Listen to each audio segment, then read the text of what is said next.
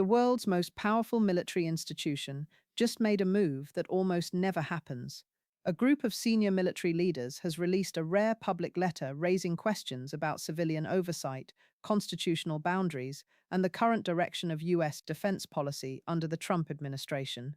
In a country where the military has long operated under a strict tradition of staying out of politics, this kind of public statement is nearly unprecedented, and it is already generating serious discussion across Washington and beyond. To understand why this moment carries such weight, it helps to step back and look at the broader relationship between the US military and civilian government. The United States has maintained a foundational principle since its founding that the military remains subordinate to civilian leadership. This tradition is deeply embedded in the Constitution, in military culture, and in the professional ethos that senior officers are trained to uphold throughout their careers. Active duty service members are generally prohibited from making public political statements, and even retired officers typically exercise significant caution when speaking about matters of partisan politics or current policy. That culture of restraint makes any public departure from it a significant event. Over the past several years, and particularly in recent months, that tradition has been tested in ways that defense analysts and constitutional scholars say are worth examining carefully. The Trump administration's second term has brought a series of policy decisions, personnel changes, and public statements that have drawn attention from national security professionals. These include significant changes to military leadership appointments, shifting positions on alliances such as NATO, proposed adjustments to long-standing defense commitments, and public statements that some former senior officers have described as placing unusual pressure on the chain of command. The letter released by this group of military leaders appears to reflect growing concern within certain quarters of the national security community about where those trends may be heading. According to reporting on the letter, the signatories include a combination of retired generals and admirals, some of whom held senior positions in recent administrations of both parties. The letter, as described by those who have reviewed it, does not call for any illegal action, does not instruct active duty personnel to disobey orders, and does not endorse any political candidate or opposition party. Instead, according to analysts who have read the document, it raises questions about the preservation of institutional norms, the independence of military judgment from political influence, and the importance of maintaining the foundational relationship between the armed forces and the constitutional system they serve. The letter reportedly urges policymakers and the public to reflect on how decisions affecting military readiness, command structure, and overseas commitments are being made, and who is being consulted in that process. Why does this matter?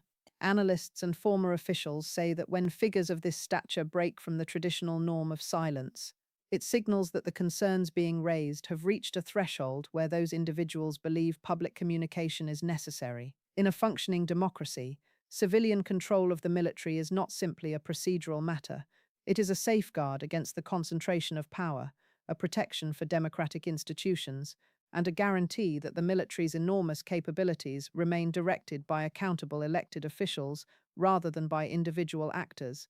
When that relationship becomes a subject of open discussion among senior military professionals, it invites broader national reflection on the health of democratic governance. From a policy standpoint, the letter also arrives at a moment of significant activity within the Department of Defense. Reports indicate that the current administration has been moving quickly to reshape aspects of military leadership, revisit certain overseas deployments, and redefine the terms of US engagement with long-standing allies. Some of these changes have been welcomed by supporters of the administration who argue they reflect a needed reorientation of American defense priorities. Others, including some former defense officials from both Republican and Democratic administrations, have expressed concern that the pace and nature of the changes risk disrupting institutional stability and international trust at a sensitive moment globally. Experts suggest several possible scenarios as this situation develops. One possibility is that the letter generates significant public debate but does not produce immediate policy changes, functioning instead as a record of professional concern during a consequential period. Another possibility is that the letter prompts congressional attention, with members of relevant committees calling for hearings or requesting further information about the decision-making processes being questioned. A third possibility is that the letter itself becomes a political flashpoint, with the administration responding publicly and the resulting exchange sharpening the broader national conversation about executive authority and military independence. Some policy analysts also raise the possibility that the letter will encourage other former officials in the national security and intelligence communities to add their voices to the public discussion in the weeks ahead. The response from the administration and its allies will likely shape how the story develops. Historically, when administrations have faced criticism from former military leaders, their responses have ranged from dismissing the critics as politically motivated to engaging substantively with the institutional concerns being raised.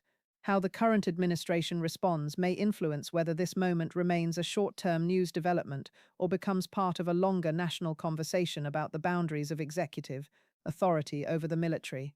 International observers are also paying attention. American allies, particularly those in Europe and the Indo-Pacific, who depend on the credibility of US defense commitments, watch internal debates about military leadership and policy with considerable interest. Any signal of institutional tension within the US defense establishment can affect perceptions of reliability and consistency among partners and adversaries alike. Analysts note that this is one reason why statements of this kind, even from retired officers with no operational authority, carry weight beyond their immediate domestic context. It is worth being clear about what remains uncertain at this stage. The full text of the letter and the complete list of signatories may not yet be public in verified form. The motivations of those who signed it, while described in general terms, are interpreted differently depending on one's political perspective.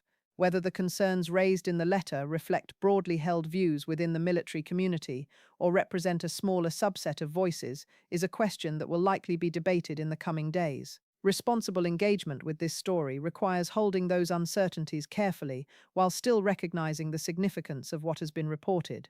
What is clear is that the release of a public letter questioning aspects of political leadership by a group of military figures is a rare event in American political life.